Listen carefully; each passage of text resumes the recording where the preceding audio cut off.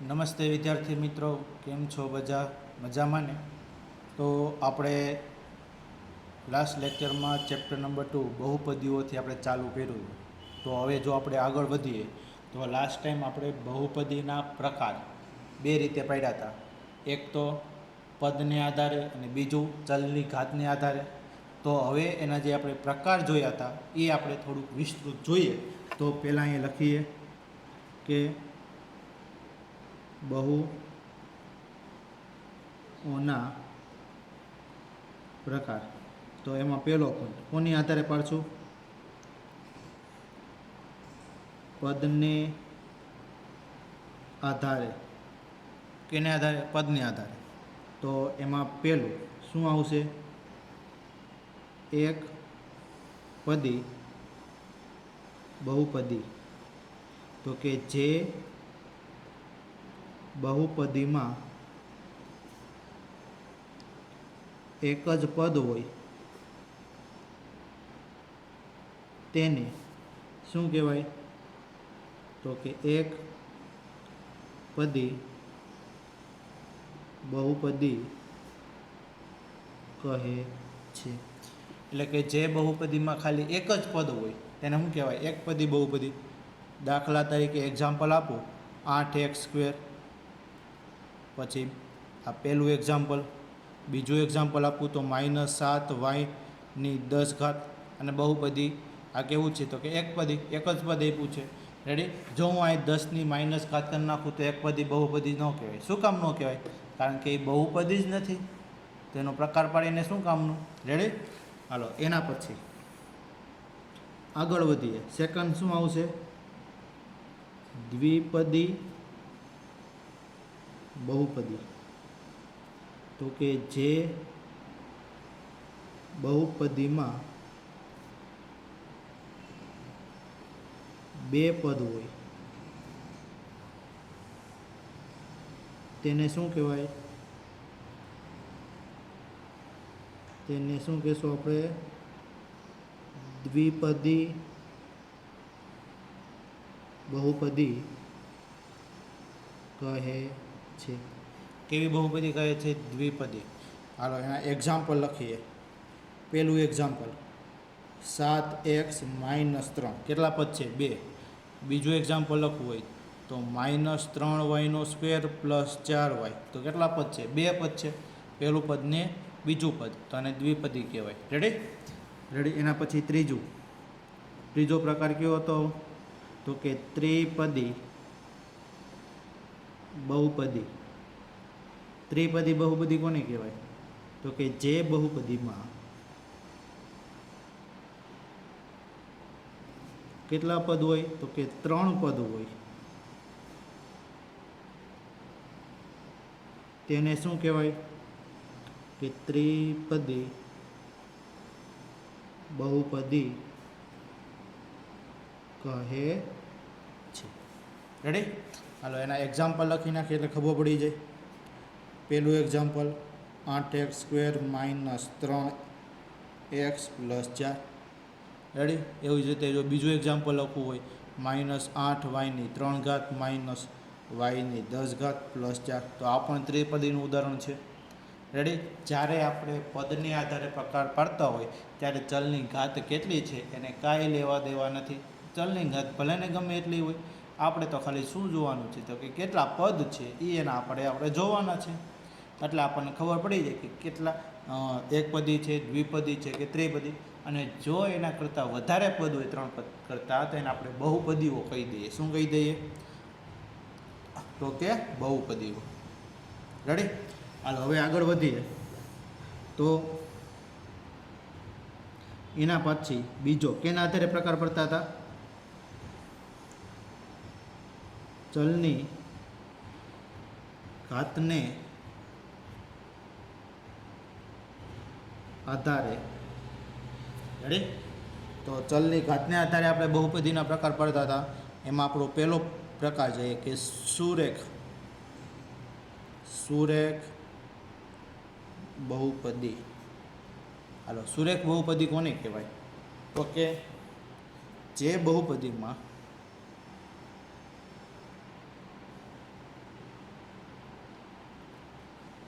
ચલની મહત્તમ ઘાત મહત્તમ ઘાત 1 હોય તેને શું કહેવાય? સુરેખ બહુપદી કહે છે. એટલે કે બહુપદીમાં સુરેખ બહુપદીમાં ચલની મોટા મોટી ઘાત એ બહુપદીમાં મોટા મોટી એક જ ઘાત હોવી જોઈએ. એને શું કહેવાય? તો કે સુરેખ બહુપદી. હાલો એના એક્ઝામ્પલ આપું છું. પહેલું એક્ઝામ્પલ 7x - 3. તો આને સુરેખ બહુપદી કહેવાય. શું કામ? જો આ પહેલા પદની ઘાત 1 છે અને બીજા પદની ઘાત કેટલી છે? 0, અચળ પદની. તો મોટા મોટી ઘાત 1 થયેલા કેવી બહુપદી કહેવાય? તો કે સુરેખ બહુપદી. સુરેખ બહુપદી કોને કહેવાય? તો કે જે બહુપદીમાં ચલની મહત્તમ ઘાત કેટલી હોય? 1 જ હોય. એટલે કે જે બહુપદીની મહત્તમ ઘાત 1 હોય તેને શું કહેવાય? સુરેખ બહુપદી કહે છે. જો બીજું ઉદાહરણ આપવું હોય તો હું આમાંય આપી શકું. 8x. આને સુરેખ બહુપદી કહેવાય. જો અહીંયા 2 પદ લખ્યા છે અને અહીંયા 1, પણ આપણે તો ઘાતને લેવા દેવા છે, તો એક જ ઘાત અચળ પદ ન હોય તોય ચાલે, ભલે ન હોય તોય ચાલશે. તો આને કેવી કહેવાય? સુરેખ બહુપદી. તો સુરેખ બહુપદીનું વ્યાપક સ્વરૂપ લખવું હોય એટલે કે એનું પ્રમાણિત સ્વરૂપ કેનું? તો કે સુરેખ બહુપદીનું. તો કેવા સ્વરૂપે હોય? તો કે કોઈ પણ બહુપદી છે એનું પ્રમાણિત સ્વરૂપ p of x બરાબર ax પ્લસ b. ચલ કોણ છે? x. અને a અને b એ બિલોંગ્સ ટુ કેમાં છે? તો કે r એટલે કે વાસ્તવિક સંખ્યા. અને a નોટ ઇક્વલ ટુ શું થવું જોઈએ? 0 છે. એની કિંમત 0 હોવી જોઈએ. જો a અને b ની કિંમત બિલોંગ્સ ટુ એટલે k belongs to r. r એટલે ન ખબર હોય તો લખી લેજો વાસ્તવિક સંખ્યા. કેવી કહેવાય? વાસ્તવિક સંખ્યા. અને વાસ્તવિક સંખ્યા એટલે કે તમારે એક સાથેનો, આપણે જો અહીં એક સાથે ચલ x લેતો તેની સાથે કોઈ પણ સંખ્યા આવે ને, એ સંખ્યા છે તમે કોઈ પણ વિચારી શકો. એટલે એ સંખ્યા લઈ લઈએ એટલે આપણું એક શું બની જાય? સુરેખ બહુપદી. આમાં તો ચલ કોણ છે? એક ચલ છે. a અને b કોન્સ્ટન્ટ્સ. એટલે કોન્સ્ટન્ટ્સ એટલે કે કોઈ એક અચળ સંખ્યા છે. એ શું છે? સંખ્યા છે. એની કિંમત તમે આરમાંથી કોઈ પણ એકવાર લઈ લો એટલે ફિક્સ થઈ ગઈ, બદલશે નહીં. પણ ગમે એ આપણે રાખી શકીએ. ગમે કિંમતનો આપણે એક ચલ સુરેખ સમીકરણ શું કરી શકીએ? તો કે બનાવી શકીએ. ક્લિયર? તો આ જે આપણે વાત કરી, કેની વાત કરી? તો કે સુરેખ બહુપદી. તો સુરેખ બહુપદીમાં તમને આટલી વાત ખબર હોવી જોઈએ. એના પછી આગળ વધીએ. તો એના પછી બીજો પ્રકાર કયો આવશે આપણો? દ્વિઘાત બહુપદી. તો કે જે બહુપદીમાં ચલની મહત્તમ ઘાત કેટલી હોવી જોઈએ? 2 હોય તેને કેવી કહેવાય?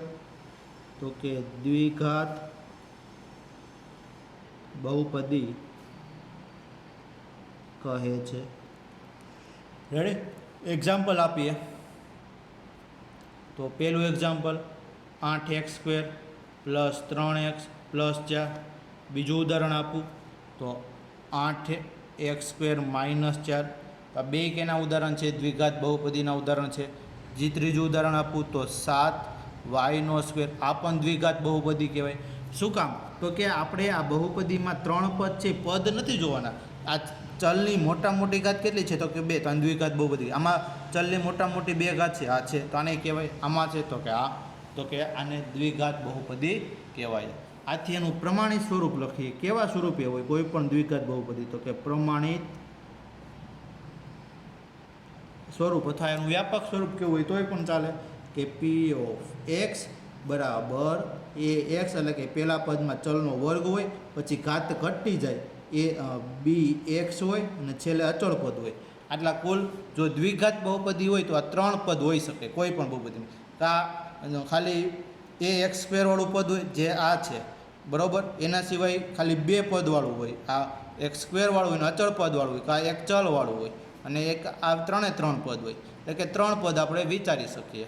અને જ્યાં a, b અને c એ બિલોંગ્સ ટુ કેમાં હોય? તો કે r એટલે કે વાસ્તવિક સંખ્યા. અને એની કિંમત શું ન હોવી જોઈએ? 0. જો 0 થઈ જાય તો પાછું આ પદ નીકળી જાય તો સુરેખ બહુપદી થઈ જાય. રેડી? એટલા માટે અહીં લખું છું કે એની કિંમત 0 હોવી જોઈએ નહીં. એના પછી આગળ વધીએ. ત્રીજો પ્રકાર ત્રિઘાત બહુપદી. શું કહેવાય? તો કે જે બહુપદીમાં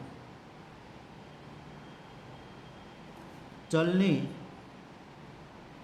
મહત્તમ ઘાત કેટલી હોય? તો કે 3 હોય. તેને શું કહેવાય? તો કે ત્રિઘાત બહુપદી. રેડી? ત્રિઘાત બહુપદી કહે છે. રેડી? હાલો આનું એક ઉદાહરણ લઈ લઈએ. 8x³ - 3y 3x² + 4x + 1. તો આ કેનું ઉદાહરણ થઈ ગયું? ત્રિઘાત બહુપદીનું. એનું પ્રમાણિત સ્વરૂપ લખો. કેવા પ્રકારની હોય બહુપદી? કોઈ પણ p of x બરાબર ax³ + bx² + cx + d. જો આમાં ચલની મોટી ઘાત કેટલી છે? 3. બાકી નીચેની ઘાતવાળો ગમે એટલા પદ હોય તો એ આવી તો શકે જ આપણે, એટલે એ બધે લખવા જ પડે. અને આમાં a b c અને d બિલોંગ્સ ટુ r અને એની કિંમત 0 હોવી જોઈએ નહીં. રેડી? તો આ આપણે બહુપદીના પ્રકાર જોયા. અને જો બહુપદીની મહત્તમ ઘાત n હોય તો એને કેવી બહુપદી કહેવાય? n ઘાતવાળી બહુપદી કહેવાય. રેડી? જેટલી બહુ પછી મોટી ઘાત હોય એ આપણો બહુપદીનો શું થઈ જશે? ઘાતક. રેડી? તો તમે બધાએ આ બધું વ્યવસ્થિત જોયું હતું. આપણે કાલ પહેલાં જ લેક્ચરમાંથી જ્યારથી આપણે સ્ટાર્ટ કર્યું ત્યારે બહુપદીના પ્રકાર આપણે જોયા હતા. એના પછી બહુપદીની ઘાત કોને કહેવાય? એક ચલવાળી બહુપદી કોને કહેવાય? બહુપદી કોને કહેવાય? રેડી? આ બધો જ અભ્યાસ છે જે આપણે આગળના લેક્ચરમાં આપણે જોયો હતો. તો હવે આપણે જો આગળ વધીએ તો સ્વાધ્યાય 2.1ની વાત કરીએ. તો સ્વાધ્યાય 2.1ની આપણે વાત કરીએ તો ક્વેશ્ચન નંબર 1 એમાં આવું કીધું છે કે નીચે આપેલી અભિવ્યક્તિઓ પૈકી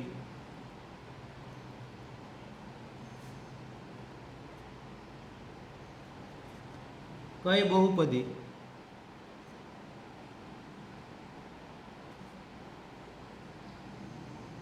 એક ચલ વાળી છે અને કઈ બહુપદી એક ચલ વાળી નથી? તમારા જવાબ માટે કારણ આપો.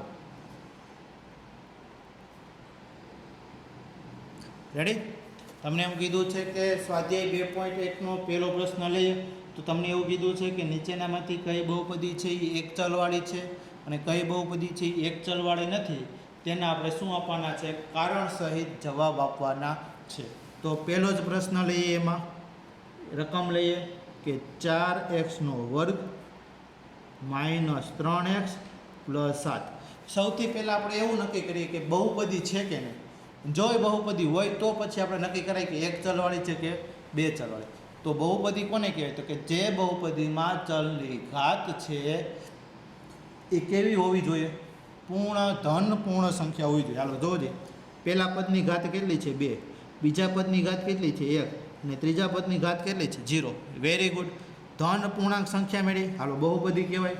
તો કેવા પ્રકારની? એક ચલ છે કે કેટલા ચલ ઉપયોગ છે? x એટલે એક જ ચલ ઉપયોગ થયો. તો આથી કહેવાય કે આ બહુપદી એક ચલ બહુપદી છે. હાલો એના પછી બીજો પ્રશ્ન લઈએ. y² + √2. જોવો જઈ આ બહુપદી છે. આ છે અહીંયા y છે એની 2 ઘાત છે. ચલની ઘાત જ જોવાની. આની ઘાત કેટલી થાય? પહેલા પદની 2. આની ઘાત વર્ગમૂળ 2 ચલ નથી, તો ચલનો એ પદની ઘાત કેવી 0, તો 3 પૂર્ણાંક સંખ્યા અને ચલ ખાલી વાયનો જ ઉપયોગ થાય છે. તો કે આ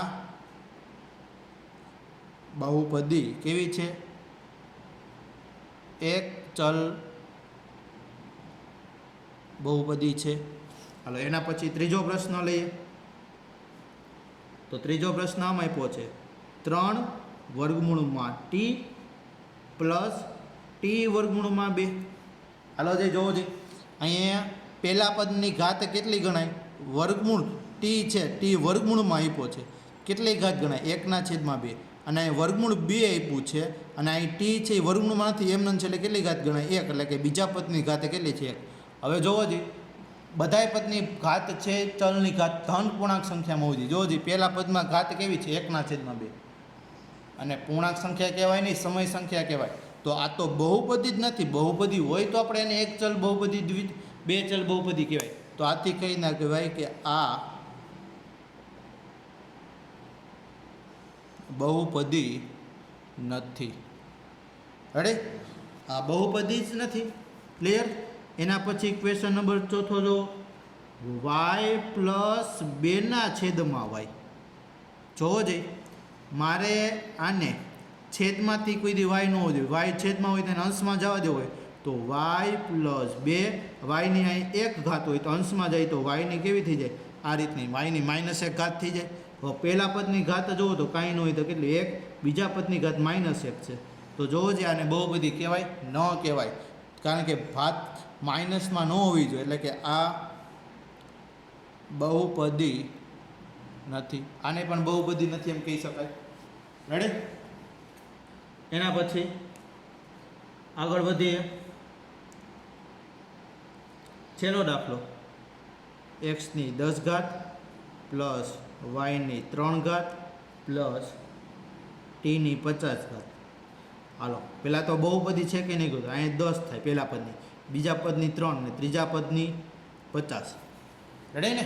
તો ધન પૂર્ણાંક સંખ્યા છે આ, વેરી ગુડ. બહુપદી તો કહેવાય પણ એક ચલવાળી બહુપદી કહેવાય નહીં, કારણ કે જો આ x y ને t ટોટલ 3 ચલનો ઉપયોગ છે. રેડી ને. તો શું કહેશું આપણે,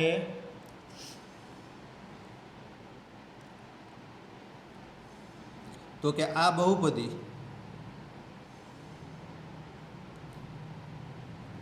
એક ચલ બહુપદી નથી. આપણને શું નક્કી કરવાનું કીધું છે કે નીચેના આપી અભિવ્યક્તિ પૈકી કઈ બહુપદી એક ચલવાળી છે ને કઈ બહુપદી એક ચલવાળી નથી. તો પણ આ બહુપદી છે પણ એક ચલવાળી બહુપદી નથી, આપણે એમ કહી શકીએ. ક્લિયર. તો હાલો આગળના પ્રશ્ન તરફ આગળ વધીએ. હવે એના પછી ક્વેશ્ચન નંબર 2 એમાં આવું કીધું છે કે નીચેનામાં x² નો સહગુણક લખો.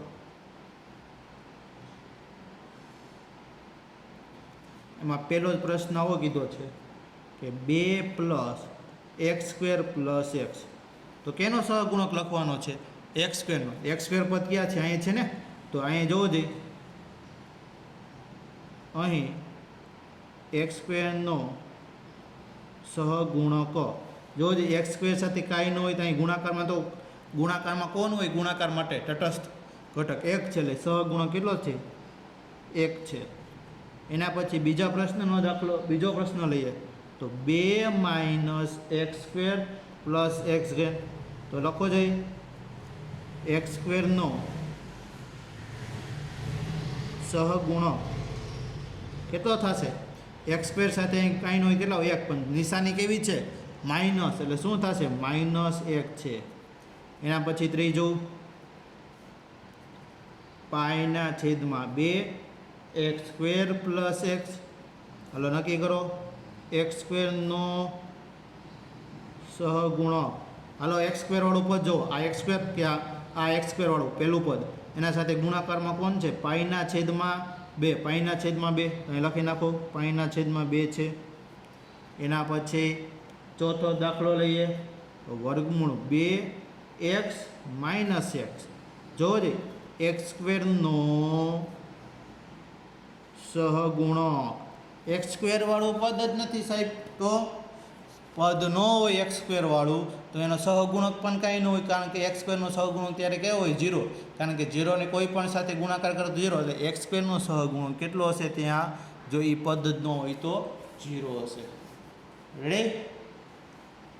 તો એના પછી આગળ વધીએ. પ્રશ્ન નંબર 3, એમાં એવું કીધું છે કે 35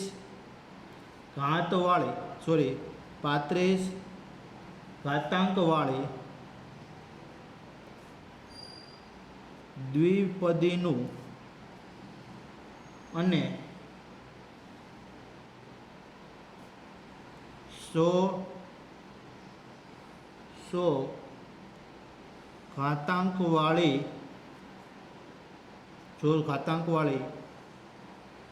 એક પદીનું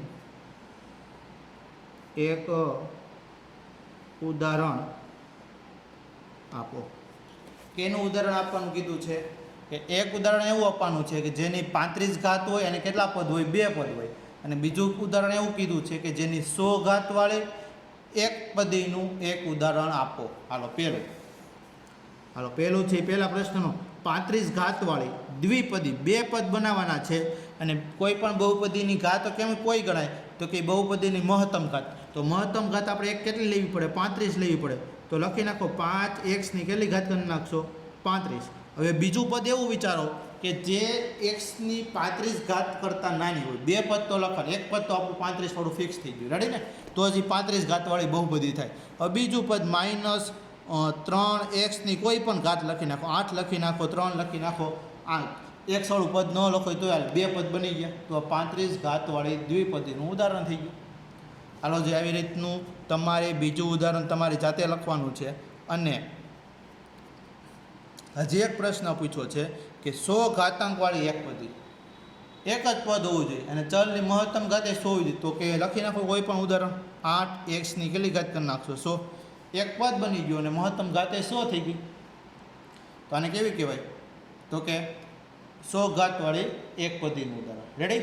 હાલો, એના પછી આગળ વધીએ તો ક્વેશ્ચન નંબર 4, નીચે આપેલી બહુપદીની ઘાત જણાવો.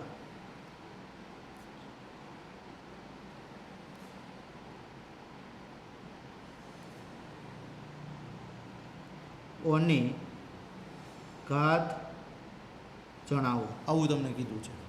તો પહેલો જ પ્રશ્ન લઈએ. 5xની 3 ઘાત પ્લસ 4xનો વર્ગ પ્લસ 7x.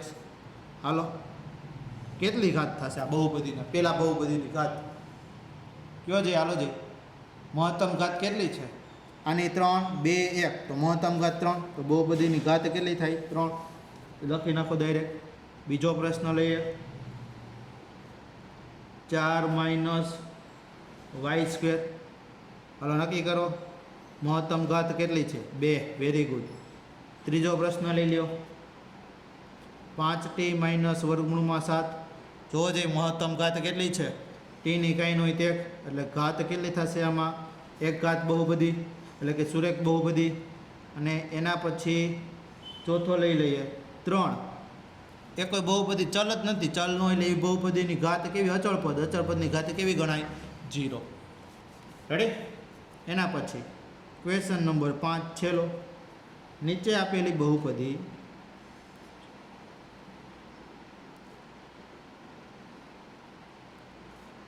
બહુપદીઓને સુરેખ, દ્વિઘાત કે ત્રિઘાતમાં વર્ગીકૃત કરો. બહુપદી આપી છે એમાં આપણે નક્કી કરવાનું છે કે કેવા પ્રકારની બહુપદી, સુરેખ બહુપદી, દ્વિઘાત કે ત્રિઘાત. સુરેખ બહુપદી કોને કહેવાય? તો કે બહુપદીની મહત્તમ ઘાત 1 હોય ત્યાં સુરેખ કહેશું, 2 હોય તો દ્વિઘાત કહેશું અને 3 હોય તો ત્રિઘાત કહેશું. તો પહેલું જ ઉદાહરણ લઈએ. x² + x. હાલો, કેવી બહુપદી કહેશું આને? મહત્તમ ઘાત 2 છે, કેવી કહેવાય? તો કે દ્વિઘાત બહુપદી છે. એના પછી બીજું ઉદાહરણ લઈએ. x - x². કેટલી મહત્તમ ઘાત છે? 3. તો કેવી થશે? ત્રિઘાત બહુપદી. ત્રીજું ઉદાહરણ લઈએ, y plus y square plus 4. હલો કેવું કેવી થશે? દ્વિઘાત મહત્તમ ઘાત 2 છે ને, રેડી? એના પછી 1 પ્લસ 1 સુરેખ બહુપદી, મહત્તમ ઘાત કેટલી છે? આ x ની 1. એના પછી 3t કેવી કહેવાય? સુરેખ, રેડી ને? મહત્તમ ઘાત કેટલી છે? 1 જ છે. એના પછી r² કેવી કહેવાશે? એક જ પદ છે, મહત્તમ ઘાત 2 છે, તો કેવી કહેવાશે? દ્વિઘાત બહુપદી. અને છેલ્લો પ્રશ્ન તમારો 7x3 કેવી કહેવાશે? ત્રિઘાત બહુપદી. રેડી? કારણ કે એની મહત્તમ ઘાત કેટલી છે? તો કે 3. તો આને કેવી બહુપદી કહીશું આપણે? ત્રિઘાત બહુપદી. તો અહીંયા આપણું સ્વાધ્યાય 2.1 કેવું થઈ જશે? પૂરું થઈ જશે. અને આગળ આપણે બહુપદીના નવા ટોપિકથી વધશું. ઓકે, તો જય હિન્દ, જય ભારત.